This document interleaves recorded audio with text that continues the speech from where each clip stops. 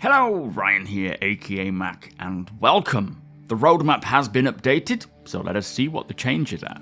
As always, a huge thank you to all of my patrons and channel members. Thank you so much for the support, and if you do appreciate my videos, please do consider subscribing and helping the channel to grow. Now, this week's update for the roadmap is very brief, as the only changes to the roadmap are for the release viewer and the 319 column, with many of the features, almost all of them, passing their final review and becoming committed. And what this means is, as it goes from being tentative, so CIG being around 70% confident that this feature will make it in, they are now committed, which means CIG are 95% certain that this feature will release in the specified window. Now, these features include the tractor beam attach and detach, which is being able to physically remove or replace ship components and weapons, the new player experience, which is a more fleshed out guide for around the first 30 minutes of gameplay, which is only relevant for Area 18 on ArcCorp. The new missions salvaging contracts are now committed. These are the new purchasable salvaging rights, amongst other missions, via certain mission givers like Clovis Darneely at Lorville, which will provide further salvaging opportunities, both legal, illegal, and communitively, I guess.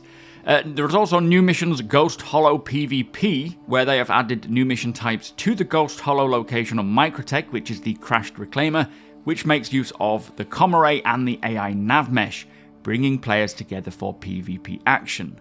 And finally, the Lorville 2.0 update, which I am certainly very excited to see. Now, this means that the only card currently still tentative for 319 is the RSI Lynx Rover, whereas everything else as it stands right now is now committed and about 95% chance that it will come into 319. But I do suspect that there are more features yet to be added, and we will see the 319 column grow over the next few weeks.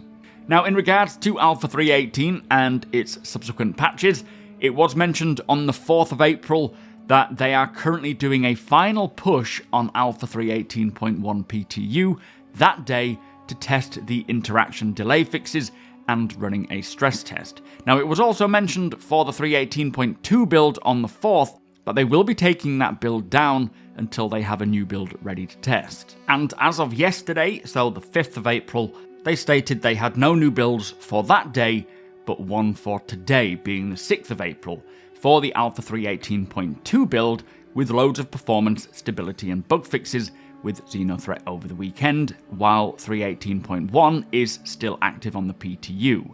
Now, with them saying on the 4th that they are doing a final push for 318.1, it certainly sounds like they are planning to release 318.1 to the live servers any day now, hopefully before the weekend, with the main focus moving on to the 318.2 build and the Xenothreat event.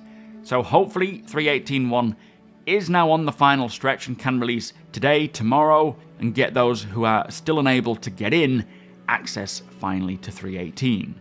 I'm sure we will hear more today from them in regards to both 318.1 and 318.2, and my fingers are firmly crossed for all of you who are unable to get in right now. But with that said, that is the latest for the roadmap update and Alpha 318's progress. I will now be cracking on and covering the monthly reports, as they are, as always, chock full of development information. Plus, I will be live over at twitch.tv/SuperMacBrother this afternoon at 2 PM BST time. So if you have any questions about Star Citizen, or if you just want to hang out and talk about all things Star Citizen, you are all more than welcome over there. Hit the thumbs up if you don't mind, it does do the channel a big favour, and tick that notification bell if you would like to be notified when my videos go live.